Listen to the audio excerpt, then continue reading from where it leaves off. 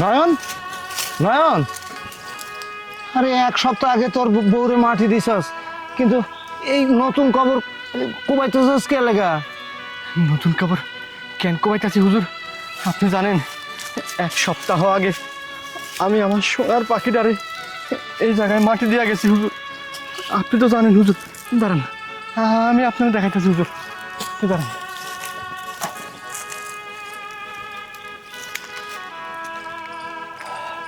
হুজুর দেখেন, এই মাটিটা আপনি একটু নেন, গন্ধ নেন হুজুর, নেন। সুবহান আল্লাহ! কি বুঝলেন হুজুর? আরে কি বুঝলেন? এত সুগন্ধ বাড়াইতাছে এই মাটির মধ্যে থেকে। হ্যাঁ হুজুর। জগতে যত সুগন্ধি আছে না, সব সুগন্ধির চাইতে বেশি সুগন্ধ এই মাটিতে। হ্যাঁ হুজুর, আমি তো আপনার এই জন্যই কইতাছি। দেখেন হুজুর, দেখেন আমার সোনার পাখিটারে আমি এই জায়গায় রেখে গেছি হুজুর এক সপ্তাহ আগে। দেখছেন কত সুন্দর সুগন্ধ বেরোইতেছে আমার সোনার পাখির মাটির থেকে হুজুর। দেখছেন? নয়ন, আচ্ছা, আমার তো মনে হইতাছে তোর বউটা একবারে বেহেশতি নারী। আচ্ছা, তুই আমার একটা কথা বলতো, তোর বউয়ের আচার আচরণ সম্পর্কে আমাকে বলতো। তোর সংসার জীবনে তোর বউ কেমন ছিল? শুনতে চান হুজুর? তাহলে শোনেন।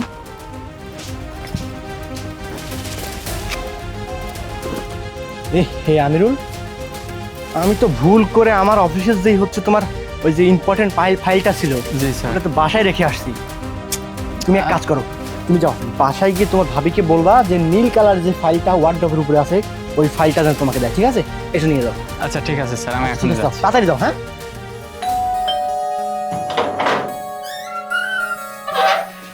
ভাবি, ওই যে নয়ন ভাই অফিসে যাওয়ার আগে ফাইলটা রেখে গেছে, নীল রঙের ফাইল ওয়ার্ডরোবের ভিতর রাখা আছে, ওইটা যদি দিতেন। আচ্ছা ঠিক আছে, আপনি এখানে থাকুন, আমি দিচ্ছি।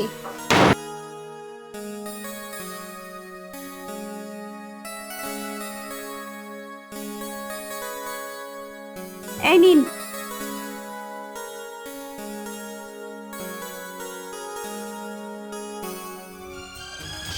কি পেয়েছিস? হ্যাঁ স্যার, ব্যাগে রাখা আছে। ঠিক আছে, চল চল। স্যার দাঁড়ান, একটা কথা বলবো। হ্যাঁ বলো। স্যার, আপনার বাসায় যখন গেছি না, তখন আমি না খুব কষ্ট পেয়েছি। কষ্ট পেয়েছিস? কিন্তু কেন, কি হয়েছে? ভাবির ব্যবহার খারাপ করছে। তোর ভাবি তোর সাথে খারাপ ব্যবহার করছে? হ্যাঁ, আমি যখন গেলাম, যখন ফাইলটা চাইলাম ভাবির কাছ থেকে, ভাবি তো আমাকে ঘরে বসতেই দিল না, বাইরে দাঁড় করিয়ে রেখে তারপরে অনেকক্ষণ পর ফাইল খুঁজে তারপরে আমাকে দিয়েছে, তারপরে আসলাম। ও আচ্ছা ঠিক আছে, তুই এই বিষয়টা নিয়ে মন খারাপ করিস না, অফিসে চল কাজ করি, আমি তোর ভাবিকে পরে বিষয়টা বুঝিয়ে বলবো, ঠিক আছে? ঠিক আছে, আয়, মন খারাপ করিস না। শোনো, আমি তোমাকে পেয়ে খুব খুশি। আল্লাহ তাআলা মনে হচ্ছে নিজে থেকে তোমাকে আমার জন্য নিয়ামত হিসাবে পাঠিয়েছে এই দুনিয়াতে। আমি সত্যি খুব খুশি যে তোমার মতো একজন স্ত্রী আমি পেয়েছি। আচ্ছা, সকালে হয়েছে কি, আমি মানে ফাইলটা নিতে গিয়ে ভুলে গিয়েছিলাম। তো আমার এই যে কলিগ, ওকে ও হচ্ছে আমার কর্মচারী, ওকে পাঠিয়েছিলাম তোমার কাছে ফাইলটা নেওয়ার জন্য। তো ও এখান থেকে ফাইল নিয়ে যাওয়ার পরে খুব রাগ, খুব কষ্ট পেয়েছে। তো আমি জিজ্ঞাসা করলাম যে কি হয়েছে, এত রাগ কেন, কষ্ট পেয়েছে কেন? বললো যে ভাবি আমাকে বাসার মধ্যে নিয়ে গেল না, একটু বসতে দিল না, কথা বললো না, আমাকে দাঁড় করিয়ে রেখে ফাইলটা দিল, এতে আমি কষ্ট পেয়েছি। আচ্ছা কি হয়েছিল তুমি যদি আমাকে একটু বলতা। আমি জানতাম যে হয়তো এরকম কিছু একটা হতে পারে, বা তোমাকে ওই ছেলেটা কি এরকম কিছু বলতে পারে। আমার মনে কোনো দুঃখ নেই যে ও আমার নামে সমালোচনা করেছে এর জন্য। আমি বরং আরো খুশি। দেখো, তুমি তো খুব ভালো করে জানো যে বিয়ের আগের থেকে আমি পর্দা করে চলি, আর বিয়ের পরে তুমি আমার জীবনে একমাত্র পুরুষ। আমি এ পর্যন্ত আমার বাবা মা ব্যতীত আর তুমি ছাড়া কাউকে আমার এই মুখটা দেখায়নি। শুধুমাত্র তুমি আর আমার বাবা মা, আর কেউ না।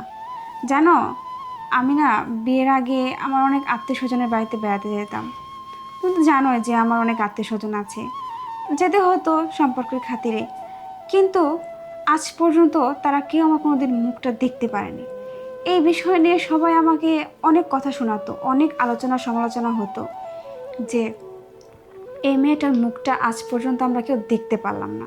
কিন্তু এতে আমার কোনো আফসোস নেই, কোনো কষ্ট নেই। আমি বরঞ্চ খুশি, কারণ আমাদের ধর্মে তো আছেই যে স্বামী এবং বাবা ব্যতীত কেউ আর মেয়েদের মুখ দেখতে পাবে না। আর আমি ঠিক তাই করেছি।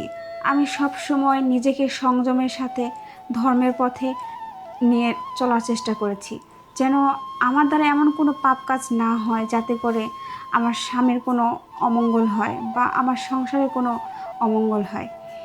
আসলে সকালে যখন ওই ছেলেটা আসলো, তো চিন্তা করে দেখলাম এদিকে তোমার ফাইলটাও প্রয়োজন, আবার আমাকে দিতেও হবে, কিভাবে দেওয়া যায়। তাই আমি একটু বুদ্ধি খাটিয়ে এই উপায়ে তাকে ফাইলটা দিলাম। আমি চাইনি যে সে মুখটা আমার দেখুক, তাই আর কি। হ্যাঁ, আমিও ঠিক এমনটাই চিন্তা করছিলাম যে তুমি হয়তো বা তার সাথে কথা বলো নাই, তাকে মুখটা দেখাও নাই, সেজন্য সে হয়তো বা রাগ করছে। আচ্ছা যাই হোক, সে কে কি মনে করলো তাতে আমার কিচ্ছু যায় আসে না। আমার বউ যে পদ্মা করে, তুমি একজন খুব ভালো একটা মেয়ে, এটাই আমার জন্য অনেক। আচ্ছা ঠিক আছে, বাদ দাও, কিছু নাস্তা পানির ব্যবস্থা করো, আমি তো অফিস থেকে আসছি।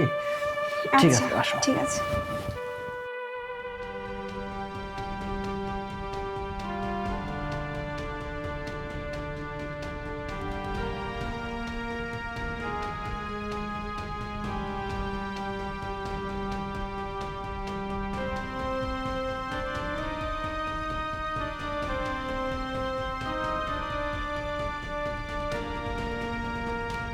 হে আল্লাহ, তুমি আমার এই সংসারটাকে সুখে, শান্তিতে, স্বাচ্ছন্দ্যে ভরিয়ে রাখো, যেন আমি আমার স্বামীর সন্তান নিয়ে খুব সুন্দরভাবে সুখের সংসার করতে পারি।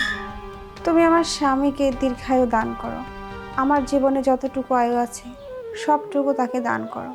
সব সময় তাকে সুস্থ রাখো, তাকে সহি সালামতে রাখো।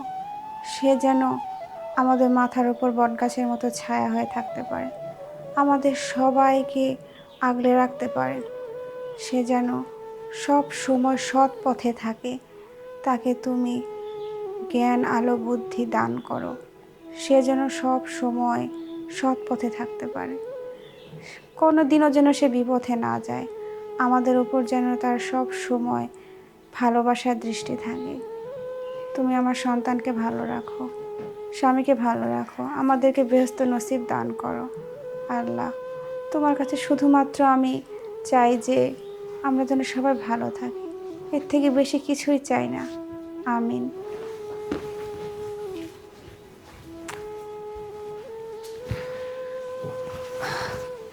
কি ব্যাপার, তুমি উঠে পড়লে যে? আরে তোমাকে আমি হাত দিয়ে দেখলাম যে তুমি নাই, বিছানাতেও নাই। আমি তো ভয় পেয়ে গেছিলাম যে তুমি হয়তো বা কোথাও চলে গিয়েছো বা কি হলো। দেখলাম তুমি নামাজ পড়তেছো, আমার জন্য দোয়া করতেছো। হ্যাঁ, আমি তো প্রত্যেক দিন 5 ওয়াক্ত নামাজ পড়ি, আমাদের সবার জন্য দোয়া করি, বিশেষ করে তোমার জন্য। আর সারাদিন 5 ওয়াক্ত নামাজ পড়ার পর রাতে তাহাজ্জুদের নামাজটাও পড়ি, কারণ যত এমনিতে নামাজ কালাম পড়ি না কেন, তাহাজ্জুদের নামাজ পড়লে মনে অন্যরকম একটা শান্তি আসে। আর যত গুনাহই করি না কেন, এই নামাজের মাধ্যমে আল্লাহ সব গুনাহ মাফ করে দেন। আর আমি সব সময় চাই যেন আমরা ভালো থাকি, সৎ পথে থাকি। আমি তো তোমাদের জন্যই, তাই না? আর তুমি যে আমাদের মাথার উপর আছো, আমি চাই যে তুমি সারা জীবন আমাদের মাথার উপর ছায়া হয়ে থাকো, তোমার যেন কোনো ক্ষতি না হয়, আমাদের সংসারটা যেন খুব ভালো থাকে।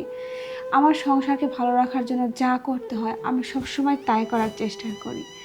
আসলে এই জীবনটাই তো জীবন না, মৃত্যুর পর তো একটা জীবন আছে। আমি ওই জীবনের জন্যই এই সঞ্চয়গুলো করে রাখতেছি, এই আর কি। সত্যি, আমি তোমাকে যত দেখছি তত কেমন যেন মুগ্ধ হয়ে যাচ্ছে, আমি তোমার মধ্যে কেমন যেন হারিয়ে যাচ্ছি। আমি আল্লাহর কাছে দোয়া করি, আল্লাহ যেন তোমার মতো স্ত্রী, এরকম পরহেজগার নেককার স্ত্রী যেন প্রত্যেকটা ঘরে ঘরে দেয়। আমি আল্লাহর কাছে এইটুকুই দোয়া করি। তোমাকে পেয়ে সত্যি আমি অনেক ধন্য। এবার বুঝতে পারছেন হুজুর? নয়ন, আমি তো দেখতে চাই হুজুর, না আমি তো দেখতে চাই। না না না নয়ন, এই এই- এই- এই কবরে হাত দেওয়া যাবে না। আমি তোরে কই, জগতে এরকম মহিলা খুব কম থাকে। তুই যেই গল্পগুলা করলি, তোর বউ ছিল খুব পরহেজগার। এমন পরহেজগার নারী জগতে মেলা খুব কঠিন।